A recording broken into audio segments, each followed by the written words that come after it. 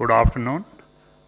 I welcome Sri Hardeep Singh Puri ji, Minister Civil Aviation, Sri Pradeep Singh Kharola ji, Secretary of the Ministry, Sri Rajiv Bansal, CMD Air India, Sri Arvind Singh, Chairman Airport Authority of India, Sri Rakesh Asthana ji, DG BCAS, and Sri Arun Kumar, DGCA, in today's press conference.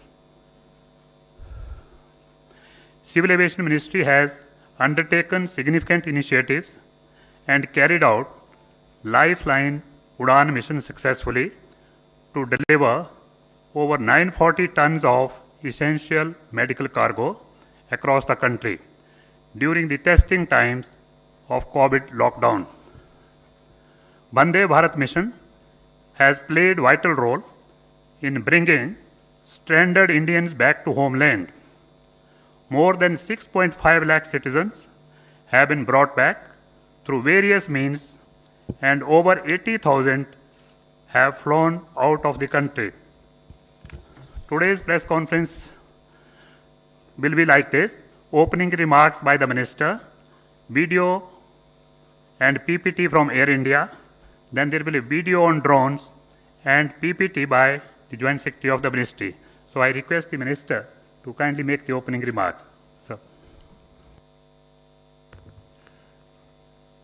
Thank you very much. I prefer to call this a press interaction rather than a press conference, because I was looking at my own notes and I find this is the sixth interaction that we are having on civil aviation related matters. I don't know how the other ministries are faring in terms of number of these press interactions. Only health will be leading. So I think we must be.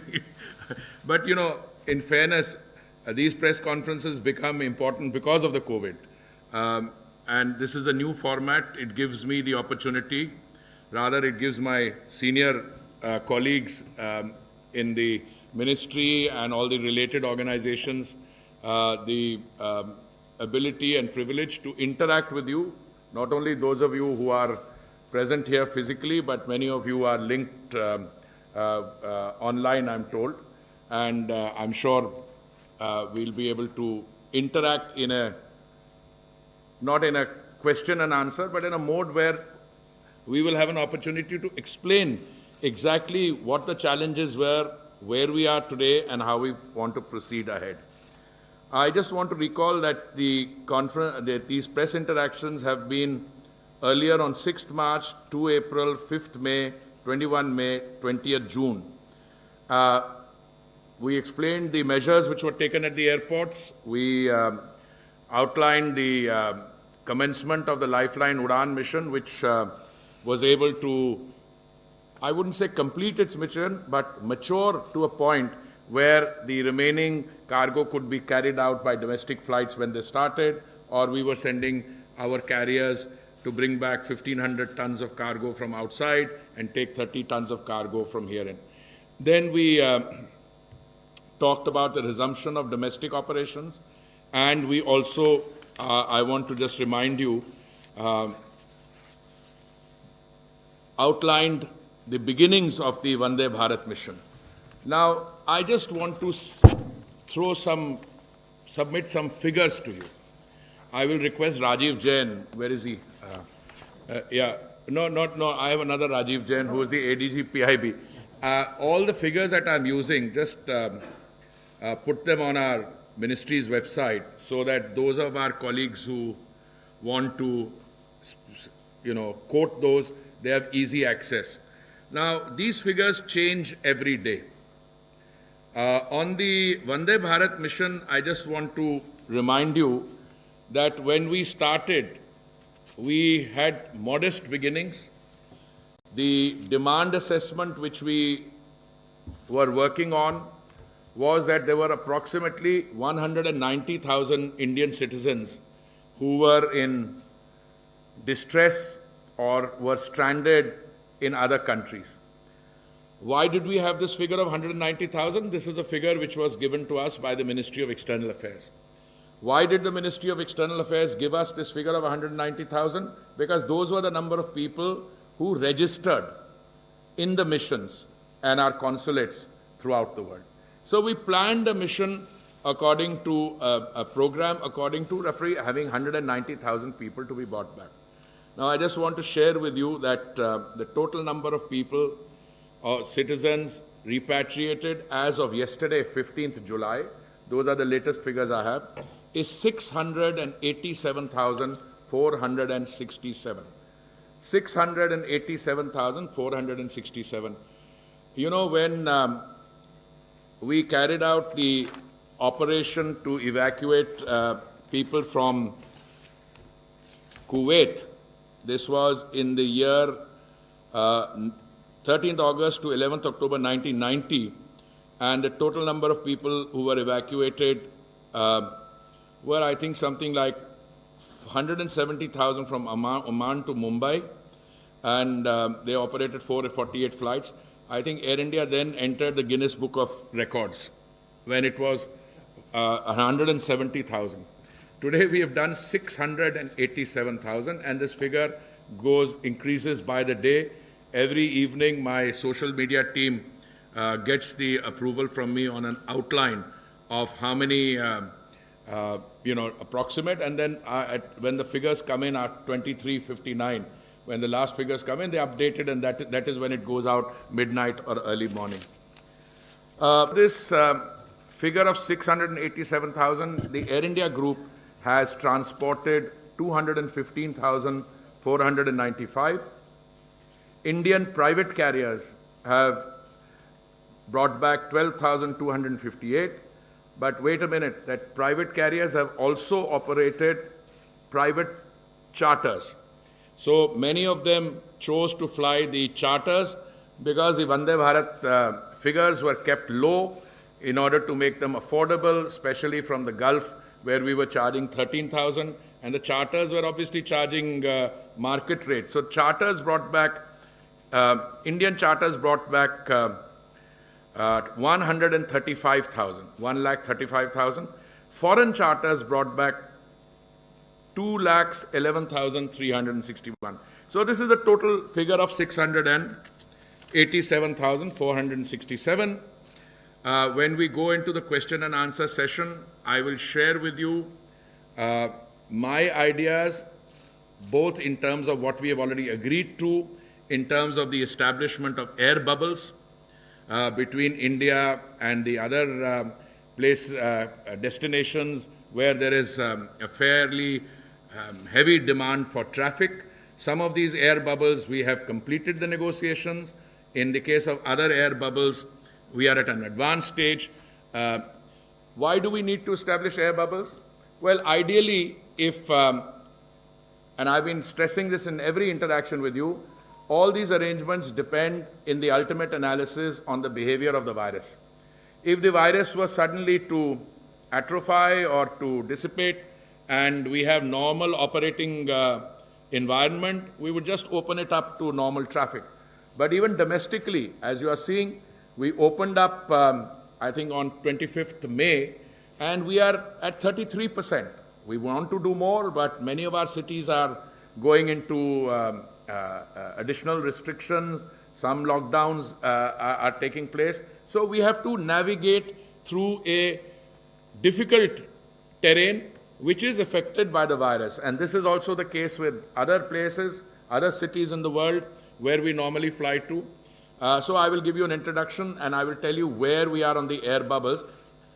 Till international civil aviation can reclaim its pre-COVID situation in terms of numbers, I think the answer will lie through these bilateral air bubbles, which will carry as many people maybe as possible, but under defined conditions. Because many countries are still imposing entry restrictions, as are we.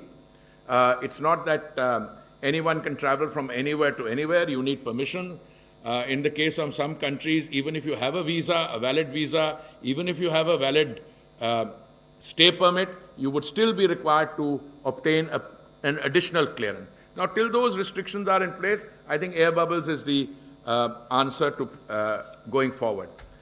I would like to also broaden the format of our interaction, and we'll have many more, of course, by saying that we have introduced in today's interaction a presentation on drones. Now, drones will increasingly come to occupy a very important space in our civil aviation, not only in terms of our skies, but delivery of essential services. They are being extensively used in operations against what are called locusts, and I think this presentation will cover it. We have a presentation from Air India. Once we are through these, we will have, I think, more than enough time to get questions from you, to interact, to find out what the future course of action will be. And as I said, my senior colleagues here from the ministry and related organizations, we are happy to do that. Can we now go to the Air India presentation and video? We'll have the film, sir. It's a 4-minute film.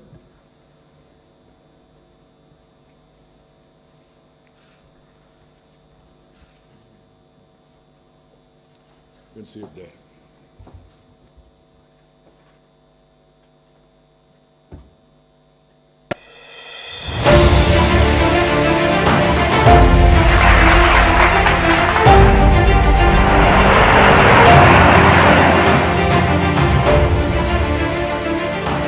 थमने लग जाती हैं राहें जहां, वहां से शुरू की हमने अपनी बारी है। तिरंगे के तीनों रंग से रंगे हैं हम भी, और हिम्मत से तो हमारी पुरानी यारी है। दुनिया की इस किताब में कुछ किस्से हमने भी लिखे हैं, जोश की सियाही से नए पैगाम हमने भी लिखे हैं। खतरों से लड़ने की हर बार करीब पूरी तैयारी है। अपनों को दूर देश से अपनों के पास हम लाए हैं, और हिम्मत से तो हमारी पुरानी यारी है।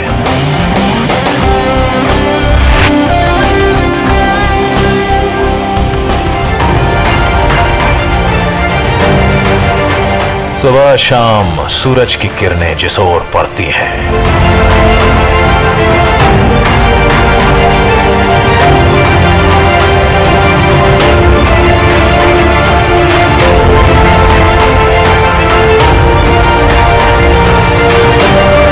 जिस छोर से बहती नदी जिस ओर निकलती है, उस ओर तक उड़ने की कोशिश की हमने हर बारी है।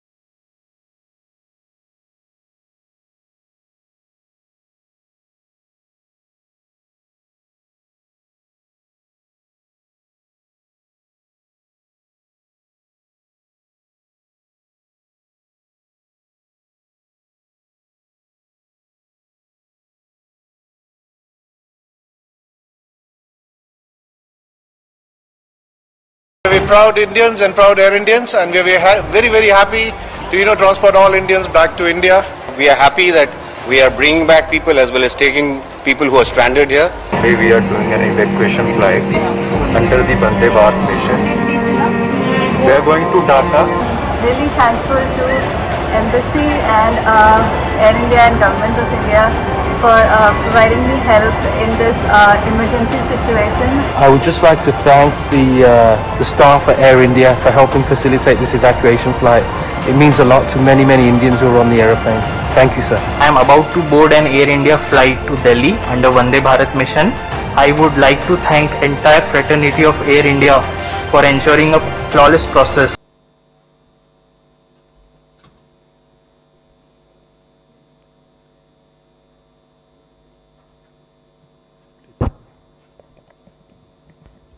So we have a brief presentation also, which covers the salient aspects of the Vande Bharat mission.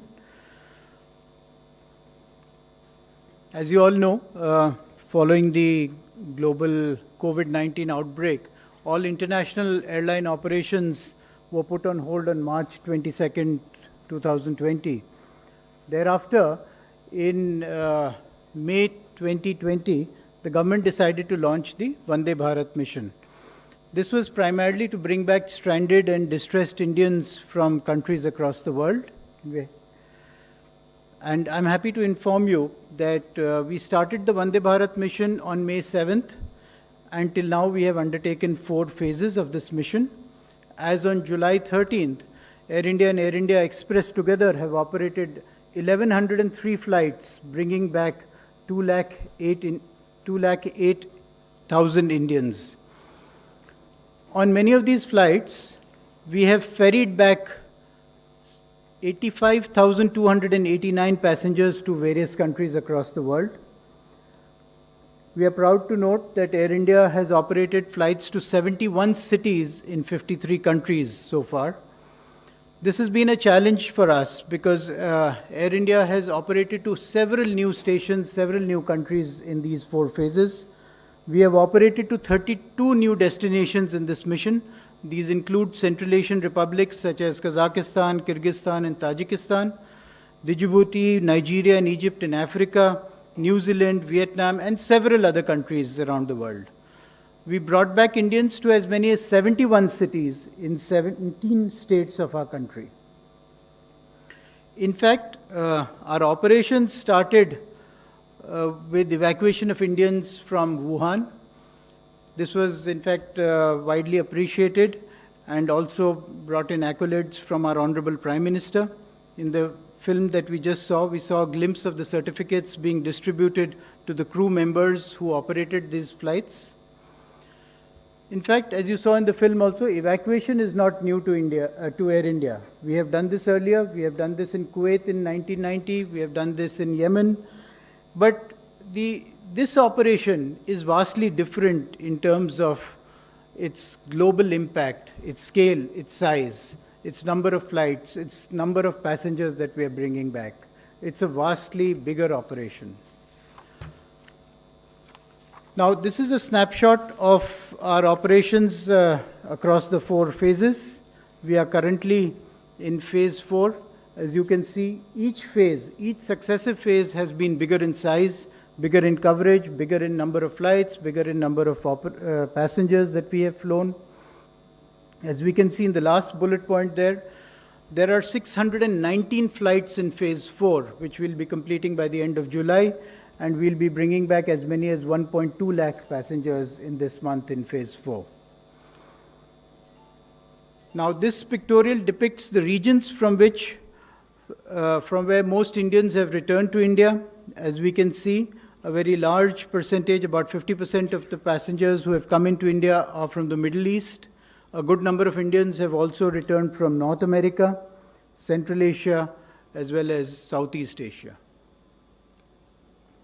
Continuing from the previous slide, a large percentage of the passengers who have come into India have come into Kerala, followed by Delhi, then Tamil Nadu, Maharashtra, and Karnataka. So these are the states in which the large number of inbound passengers have come into. Now, this picture depicts the passengers who have flown out of India. And as is evident again, 50% of the passengers who have returned from India, who have left India, have gone back to the US and Canada, and a good number have gone back to United Kingdom, Europe, and Southeast Asia. Continuing again from the previous slide, this pictograph shows the outbound passengers who have left from India, primarily from Delhi as well as Maharashtra. In this slide, actually, we can see the operations from each state, the Vande Bharat operations from each state. We'll be happy to share copies of this, soft copies of this presentation also. For example, if we look at Kerala, if we just drill down to Kerala and take the cursor to Kerala, we can see the number of flights, the number of passengers, the destinations to which we have operated in Kerala. We can see we have operated to Kannur, Kochi, Kozhikode and Tiruvananthapuram.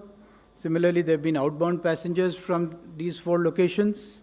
We can also look at data for, let's say, Delhi. So Delhi, there have been, we have ferried about 50,000 passengers, and there have been, apart from the Vande Bharat flights which bring in passengers from international destinations, there are also a number of feeder flights that we organize for passengers for their onward movement to destinations such as Chennai, Bangalore, Hyderabad. Similarly, we can look at data for Maharashtra. So Mumbai also has been, there have been a good number of operations. Our bases are in Mumbai and Delhi. Nagpur also we have flown a few flights. So we can go on, but for paucity of time, I will not go on to the other states. Now, this is close to the end of the presentation. This is the second last slide that we have, and we can see here as I was mentioning, the scale and size of the operation, the global outreach that we have. As you can see, there are so many countries, 53 countries from which passengers have come in, Indians have come into India. And if we look at the data, let's say we look at UAE, a large number of citizens came in from UAE. These are the 4 destinations or the points of origin from which Indians returned, from Abu Dhabi, Dubai, Salalah and Sharjah. There's a 51,000 Indians returned from there. Let's look at, for example, we can look at USA. We operate to 5 destinations in USA: Chicago, New York, Newark, San Francisco and Washington. And we have brought back about 30,000 Indians from there. We have also carried back a similar number of Indians are Indians as well as foreigners from India to the United States.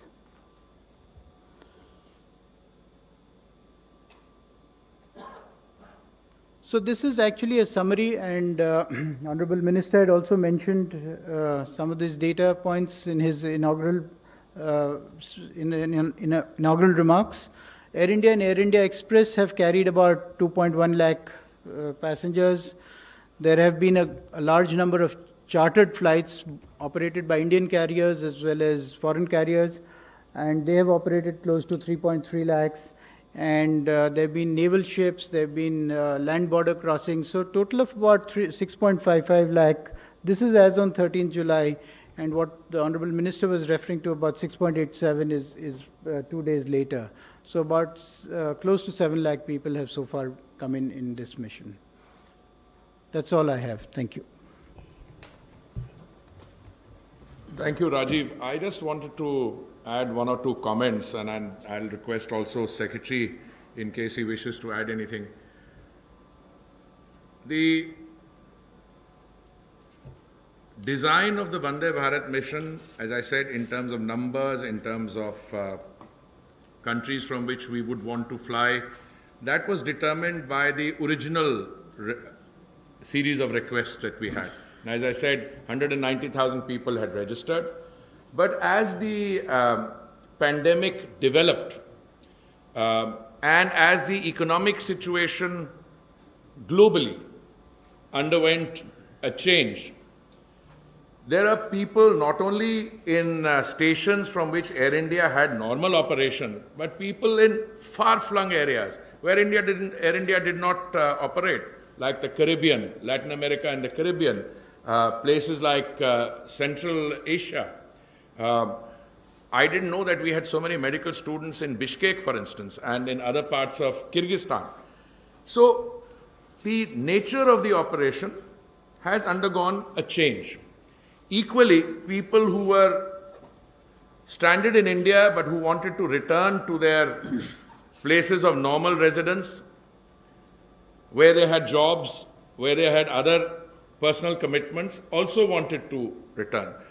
So as you see, the design evolved. In the first phase, I think we flew 12,000 people from 6th May to 13th May from 64 countries, and the total number of people we brought back was only 12,700. And as Rajiv explained, with each successive phase, that number has increased. The number of countries to which you have gone have increased. There was a very interesting slide there. Places where Air India was normally not associated. But you carried out special flights to them. You tied up with other foreign airlines so they could bring stranded passengers from the Caribbean to a point in Europe, to different parts of Africa. Different phases have had different this thing.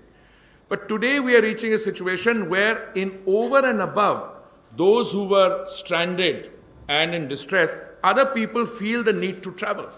That explains the wide divergence in number, why we've come from 190 to, I think we're adding about 20,000 every day. If you use the figure of 13th July, which was 650, and I used the figure 655, and I used the figure of yesterday, which is 680, that proves my point. We are virtually adding 20,000. So very soon we'll be over the 10 lakh figure, and therefore it has become necessary for us to look at how you design Vande Bharat in its next avatar, if I may say so. And I think that is where the air bubbles will come in necessary. I just confine myself to that, but if Secretary would like to add something. Thank you, sir. I would just like to summarize saying that Vande Bharat has had, if we really see, about 5 to 6 very unique features. The first is, of course, the size. By far, the biggest evacuation so far in the world. Second is, it catered to multiple locations. Normally, evacuations take place from an affected region or an area. In this case, we were flying for more than 70 destinations. Third is, there were a large number of carriers involved. Air India was the leader. Then there were other airlines also. And even later on, even the foreign carriers were also involved in this task. And there were 2 types of flights. One were the flights under Vande Bharat, and also we encouraged the chartered flights for people who could have afforded. Fourth, and a very important unique feature was that these were not normal operations. We were operating under COVID situations with SOPs which were very exhaustively, meticulously designed to ensure that at the airport or within the aircraft, there is absolutely minimum chances of transmission of any communication. And another feature was its design, the way it was ramped up. As Honorable Minister said that in the first fortnight we carried just 12,000 people. And today we are carrying double the number each day. So that's how it has been planned. And these have been the unique features of this Vande Bharat mission. And another important feature, as Honorable Minister said, that it would just pave way. It would not just, I would say, disappear into oblivion. It would pave way for operation of air bubbles between different countries. So these, in short, were the unique features of Vande Bharat. Thank you very much, sir. I think we can. It's good to have someone else do the thinking for you. He's absolutely right. These are the unique features. But equally, these unique features were designed in order to be able to overcome some challenges. In the initial phase, when we started operations, and this is equally relevant to the domestic operation, you had to face upfront the, I'm using a strong word, paranoia of travel. People said that, well, air travel is likely to result in X, Y, Z.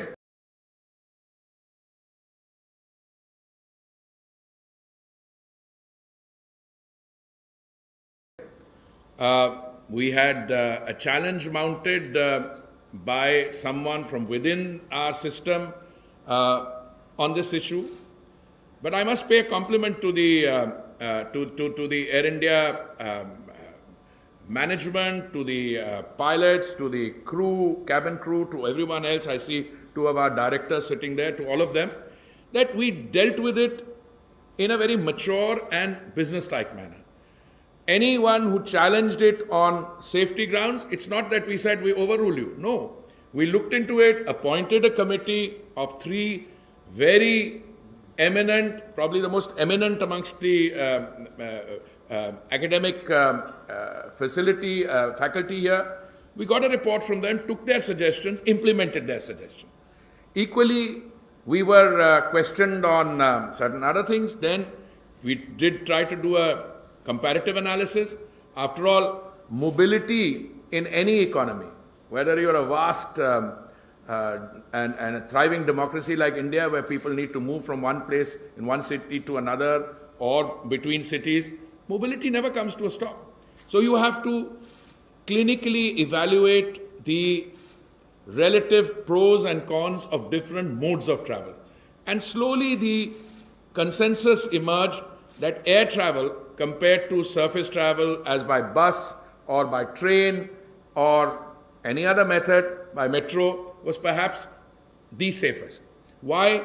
Because you have identified people, you check them for symptoms at the point of embarkation, you maintain sanitization of a very extreme and effective manner within the carrier, inside the aircraft. Your airports are so organized as to place a premium on social distancing, almost no contact, even in terms of boarding passes. We were able to put those SOPs. Now, when our foreign collaborators, other airlines, initially, and even now, some of them are finding it difficult to comply with some of the SOPs, but we've been encouraging them because these SOPs, it has been shown over a period of time, work. Secondly, if a particular passenger is sitting on a particular seat and let's say that passenger shows or displays symptoms later, we can find out exactly who are the people next to that passenger. We have contact tracing both through the Arogya Setu app and otherwise. So by any yardstick, this is a safe mode of travel. And as people overcame that inhibition, it is reflected in the domestic traffic. We started with 30,000 passengers a day. We've gone up to about 80,000. We are probably at 65, 70,000 or so. But it's not that the passengers don't want to travel. We have difficulties in some of our cities, where some of the cities are only allowing a limited number of flights, where in one particular commercial capital, which normally has 1,000 flights a day, we started with 25, we are at 50, we are hoping to go up, etc. Once those cities are willing to take more flights, I think civil aviation can hope to return to its pre-COVID levels. And when we do the question and answer, I'll be very happy to do that, respond to any queries you might have. May I now request the video on drones to be...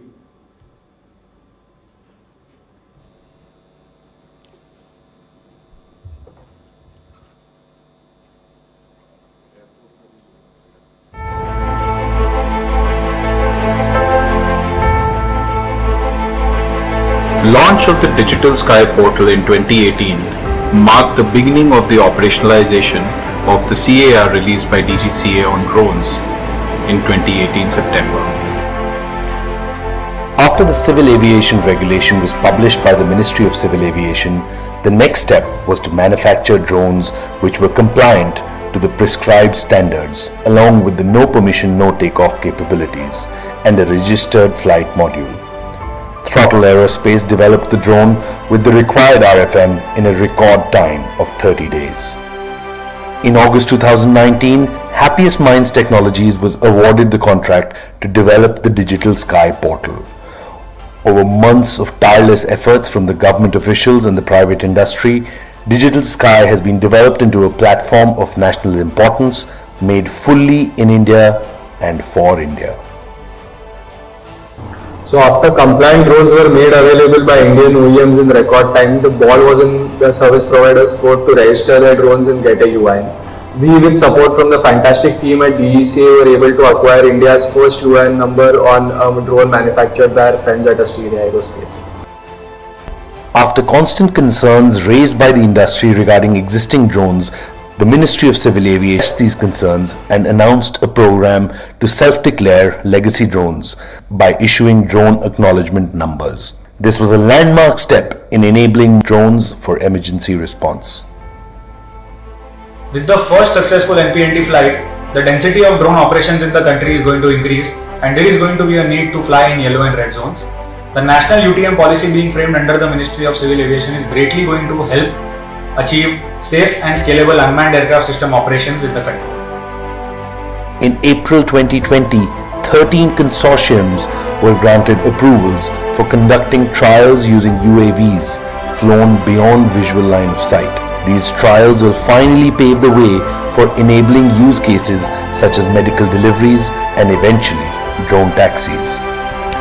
During the COVID-19 crisis, a need arose to use drones for surveillance and public announcements to help our police forces better manage the situation. The Garuda portal for granting fast-track permissions required to create large-scale impact. Drone federation of India के help से 5 drone provide करवाए हैं। ये 5 drone जो हैं इस पूरे matrix में डिप्लॉय किए गए हैं। एक लार्जर पिक्चर और लार्जर व्यू जो है पूरे इलाके का, जो कंजेस्टेड इलाका है खासकर वॉल्ड सिटी का, और उसका हमारे को व्यू मिल रहा है। और जो भी कोई वायलेशन हमें दिख रही है उसको हम एजुकेशन के जरिए, जो हम अनाउंसमेंट के थ्रू कर रहे हैं, और एनफोर्समेंट के जरिए जो कानूनी कार्रवाई की जा रही है, दोनों की हेल्प से हम लोग सोशल डिस्टेंसिंग का भी पालन करवा रहे हैं और जो कोविड-19 की संक्रमण की चेन है उसको तोड़ने में हमारी मदद करेंगे। We welcome initiatives like Swamitva scheme, which enables Survey of India to effectively use drones to map out all the 6.6 lakh villages of the country and ensures issuing of very accurate land record documents to the citizens residing in our villages. Most recently, the ministry has introduced a lot of energy into the drones ecosystem with the right kind of regulatory intervention and including efforts right in the middle of the COVID crisis. We've seen the introduction of an overarching regulatory framework which is currently undergoing public consultation. With this kind of intervention, I see a very bright future for the industry. The Indira Gandhi Rashtriya Udan Academy has been a thought leader in aviation education. They are now setting up a flying training school with the release of the new policy for remote pilot training organizations. The private industry will soon be able to offer similar courses and help grow the drone ecosystem. As you know, recently there was a locust attack on Indian agriculture field. We worked very closely with Ministry of Agriculture and Ministry of Civil Aviation to get fast approval for different drones for locust control and help our farmers. After proving the value of drones in anti-locust operations, the operators discovered that the effectiveness would be multiplied if night operations were permitted, as swarms settle down and become far easier to target. The Ministry of Civil Aviation worked with the industry to enable these operations, and the fight against locust swarms have been a tremendous success. India does not produce volumes of lithium polymer batteries at the moment. Looking at this problem, researchers from the Anna University were able to develop a path-breaking engine-powered drone which were put into action during the locust crisis. With a much higher energy density, this innovation has allowed unprecedented flight times which will help increase the impact of this technology. While other drone warriors are helping the nation with natural calamities, we reached out to the ministry for an industrial use case for inspection of pipeline between Delhi and Panipat for Indian Oil Corporation. We have been given an exemption and we are going to start the work very soon. Recently, Astridian and British collaborated to carry out India's first NPNT compliant drone flight. We were able to conclusively demonstrate that the NPNT architecture and digital sky platform are fully operational and ready to scale up. The vast applications of drones are no more a surprise to anyone. Especially in India, the kind of applications that we are seeing are absolutely phenomenal. Drones are being able to impact not just large-scale industry, but even the lives of the poor and disadvantaged. Farmers, miners, construction workers, and now we've seen some great applications in disaster management as well.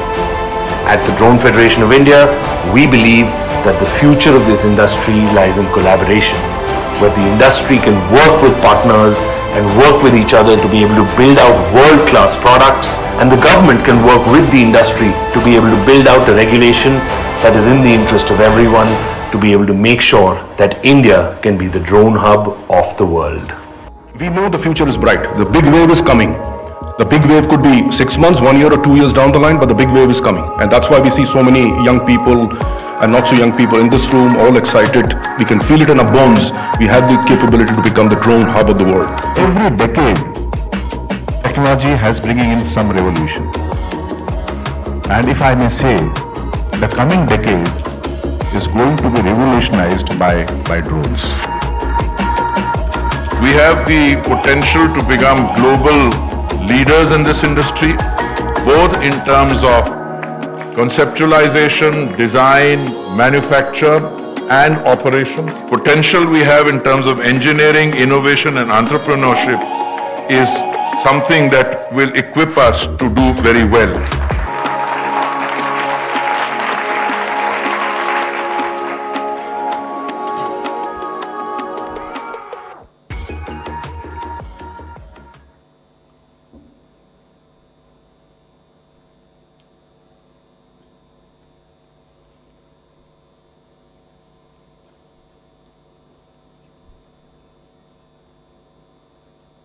Now we have the PPT from the Joint Secretary of the Ministry, please.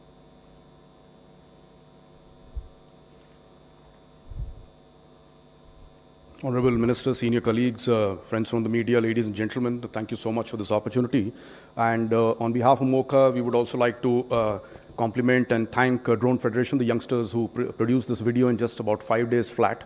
Working from different locations at home and producing this for us. It gives us a good glimpse into the journey that has happened in the drone sector.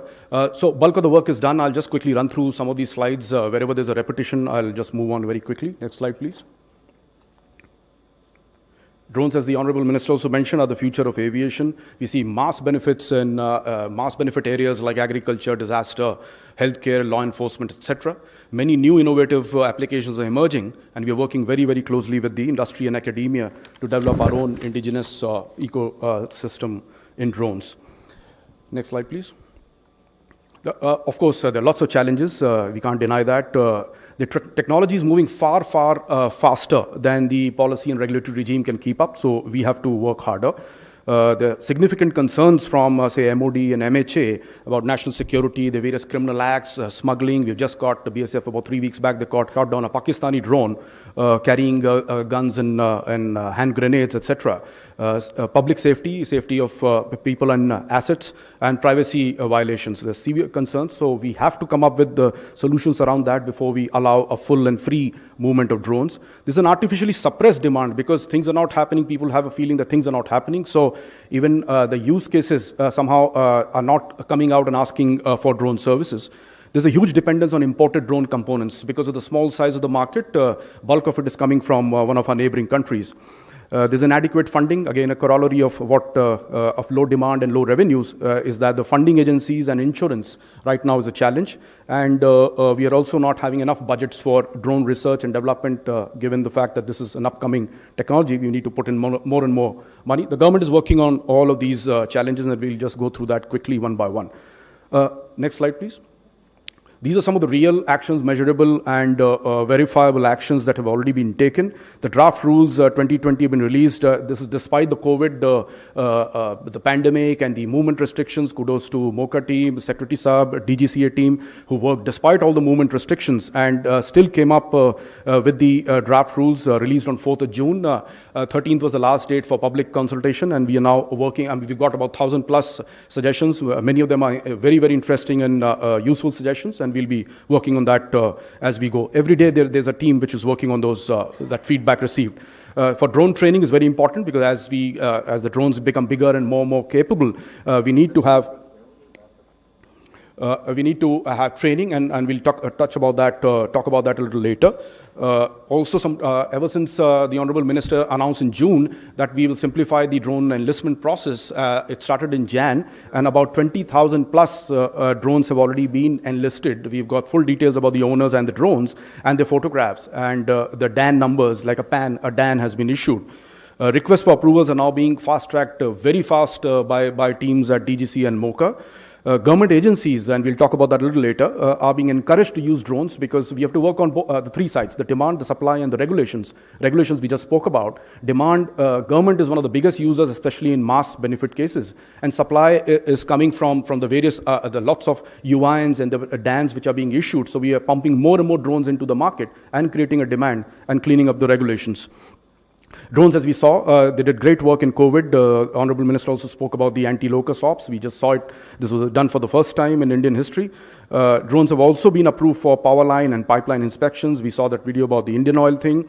Aerial land surveys for Swamitwa, which will cover 6.6 lakh villages. This will require hundreds and hundreds of drones and create thousands of jobs, especially in these smaller towns. There's also a lot of discussion on the Disha Fund. We spoke about the lack of finance for these startups, these young kids who are getting into this field, and also for these IITs and Anna University and various such universities who are doing pioneering work, but they need funds, and we are working on the Disha Fund. Disha stands for Drones for Infra, Security, Healthcare, and Agriculture, which are the four big areas the ministry is focusing on. Next slide, please.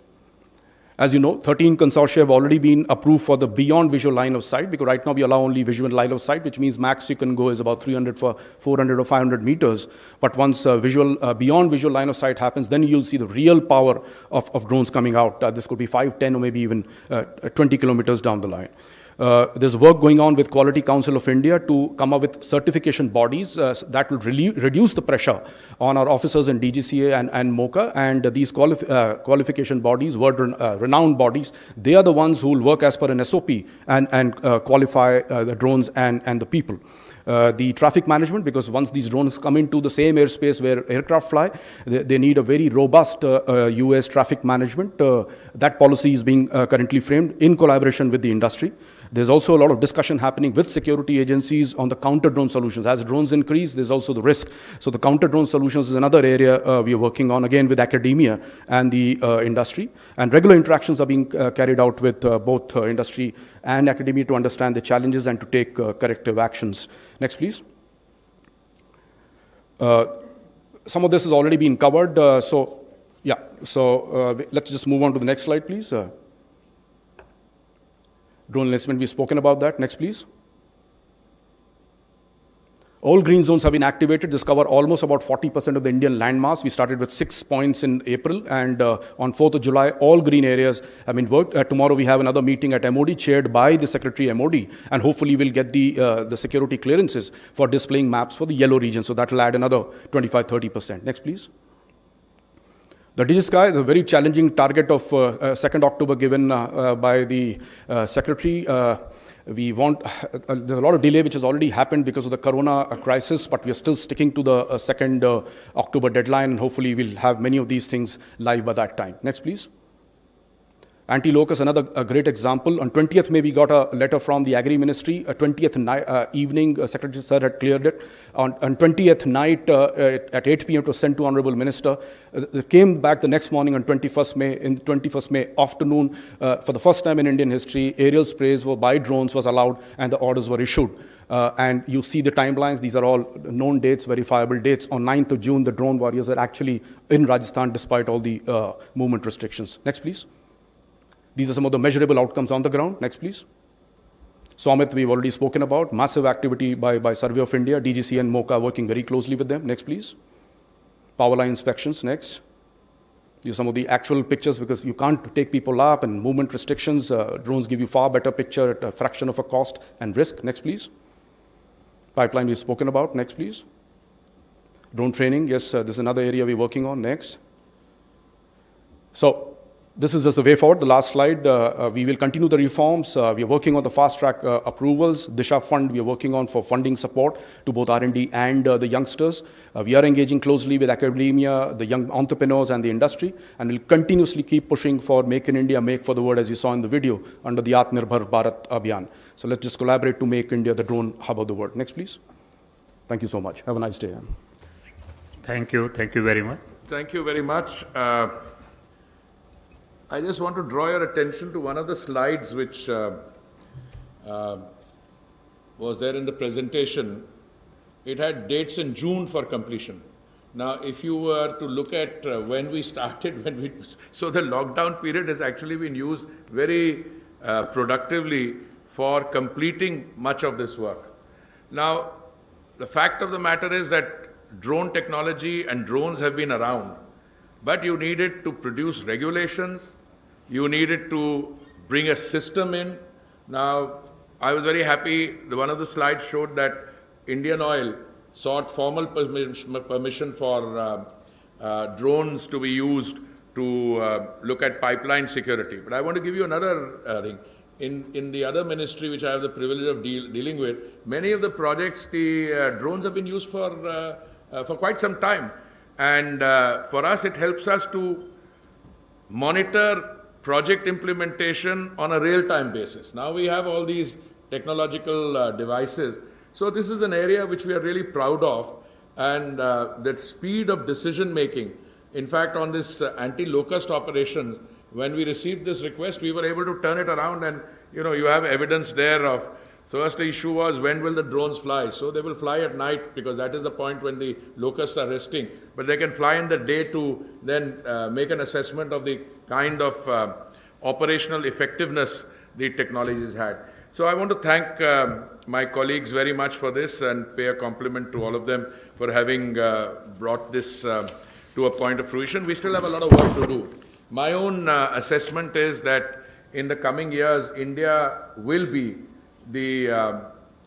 one of the countries which will be not only a major user but a major producer of drones, a country which will develop the technology, and a country which will have a very high rate of application of that technology for our developmental purposes.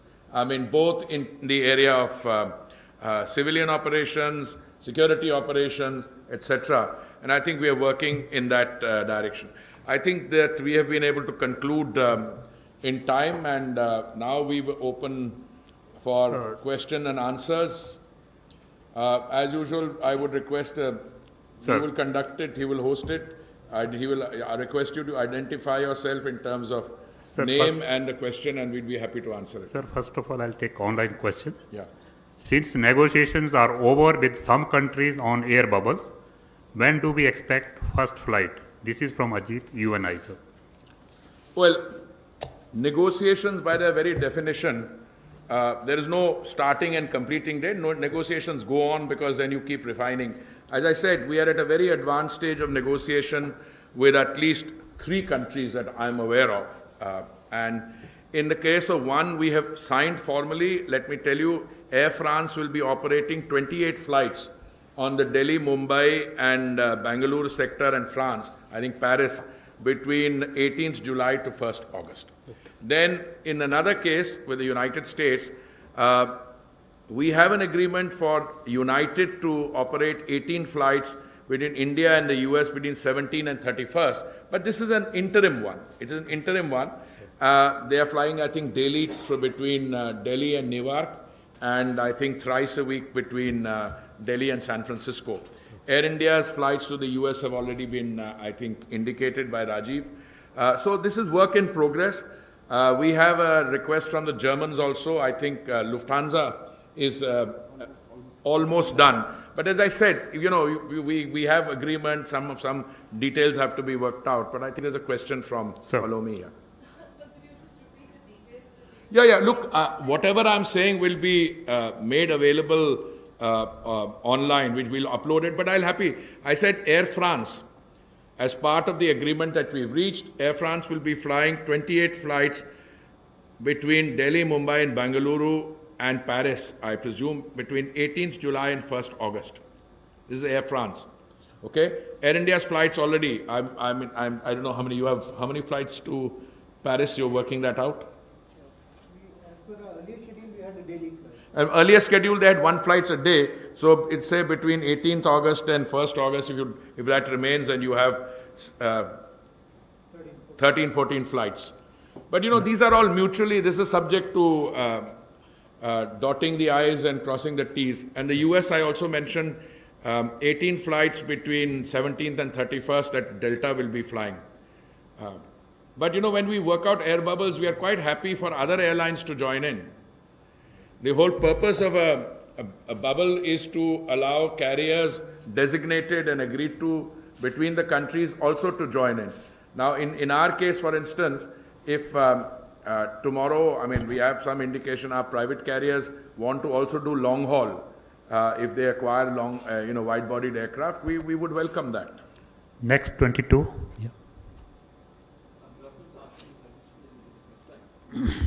Good afternoon, sir. Ashwini Phadnis from the Hindu Business Line.